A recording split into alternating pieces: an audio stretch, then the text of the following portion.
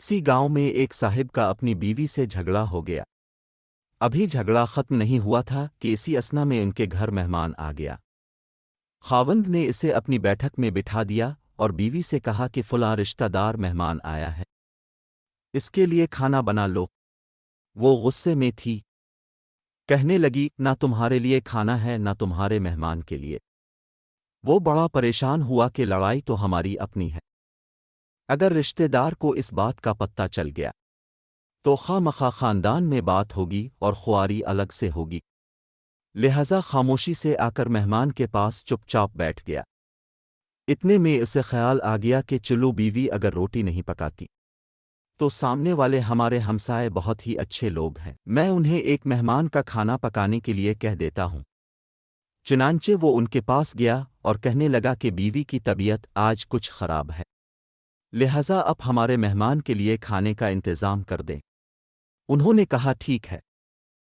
पास आकर बैठ गया कि मेहमान को कम अज़ कम खाना तो मिल जाएगा, जिससे मेरी इज्जत भी बच जाएगी।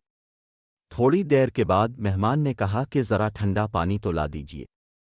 वो उठा के घड़े का ठंडा पानी लाता हूँ। अंदर गया तो देखा कि बीवी तो ज़ारों कतार रो रही है। वो बड़ा हैरान हुआ और कहने लगा, क्या बात है?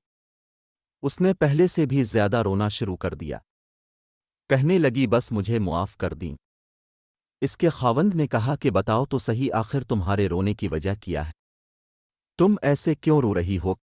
बीवी ने कहा कि पहले मुझे मुआफ़ कर दी, फिर मैं आपको अपनी बात सुनाऊंगी।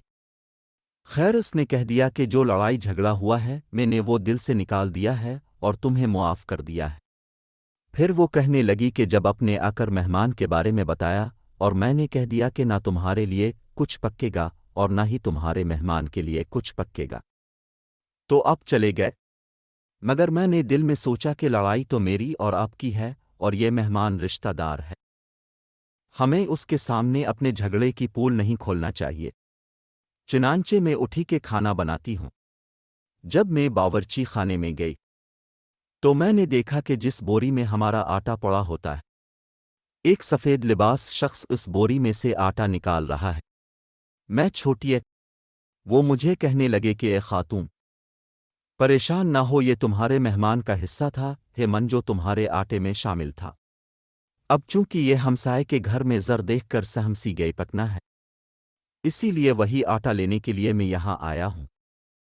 उस वाक़ये से साबित होता है कि मेहमान बाद में आता है, जबकि अल्लाह ताला इसका रिज़्क पहले भेज देता है।